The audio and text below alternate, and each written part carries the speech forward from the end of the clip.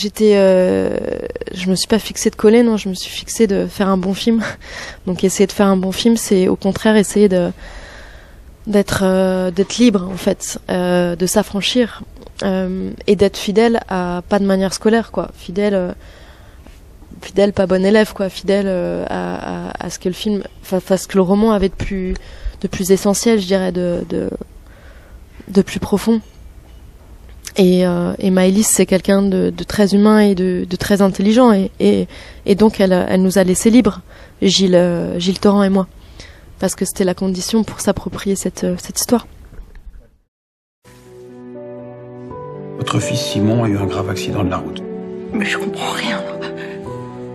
Quand vous le voyez, tout vous semble normal. C'est uniquement grâce aux machines que vous avez vues dans sa chambre. Mais si on arrête ces machines, son cœur s'arrêtera aussi.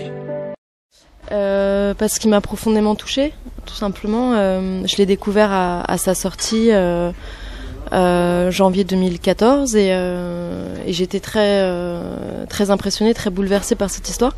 Et j'avais la sensation que c'était la promesse magnifique d'un film, et d'un film qui moi me parlait de manière assez intime.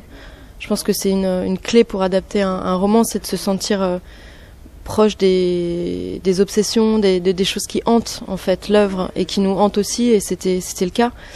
Voilà, il y avait plein à la fois de choses en commun avec mes films précédents, notamment Suzanne. Je dirais sur la question de la perte en fait. C'est comment est-ce qu'on se remet de l'absence, de la perte, de la disparition d'un être très cher, et comment on se reconstruit, comment on transforme en fait quelque chose qui a à voir avec le scandale de la mort. Si cette démarche est mise en place, c'est uniquement dans le but d'aider des malades qui sont en attente d'un organe. C'est un film qui a énormément de pudeur en effet, et de douceur aussi. C'est-à-dire que c'est une histoire violente, c'est une histoire qui prend en charge la mort d'un adolescent, c'est-à-dire quelque chose de profondément injuste et insupportable. Et en même temps, c'est un film qui nous invite à transcender cette douleur et à voir ce qu'on peut en faire de beau et de fort. Quand même, comment en fait la vie reprend ses droits toujours, comment elle continue de circuler. Et pour faire passer cette histoire, je pense que je l'accompagne avec vraiment de la douceur, quoi, et de la pudeur, parce que c'est un film qui aurait pu être une prise d'otage sentimentale assez facilement, et je voulais absolument éviter ça, et je voulais laisser au spectateur la place d'avoir ses émotions à lui justement. Donc il y a tout un travail comme ça de retenue des émotions chez les acteurs aussi que j'ai beaucoup fait avec eux. Je sais pas si j'ai envie de vivre avec le cœur d'un mort. Claire, c'est votre décision. Mais un cœur, ça ne se trouve pas comme ça, vous le savez. C'est un des plus grands artistes français. Je sais pas, depuis que je l'ai vu dans le film de Catherine Breillat, je savais qu'il aimait jouer, qu'il avait envie de jouer au cinéma. Je suis allée vers lui pour des raisons d'admiration.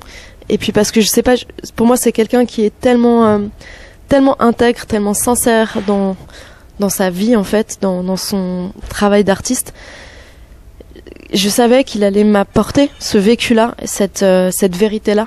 Que ça peut pas être quelqu'un qui triche, donc j'avais confiance en ça, et je me suis dit bon, je vais aller vers lui, et puis s'il accepte, c'est qu'il en est capable et que c'est la bonne personne, sinon il m'enverra chier, et puis voilà. Et puis en fait on s'est rencontrés et on s'est tout de suite compris tous les deux, et ça a été merveilleux de travailler avec lui, et en plus c'est une très très belle personne quoi. Donc voilà, et c'est un super acteur, super doué.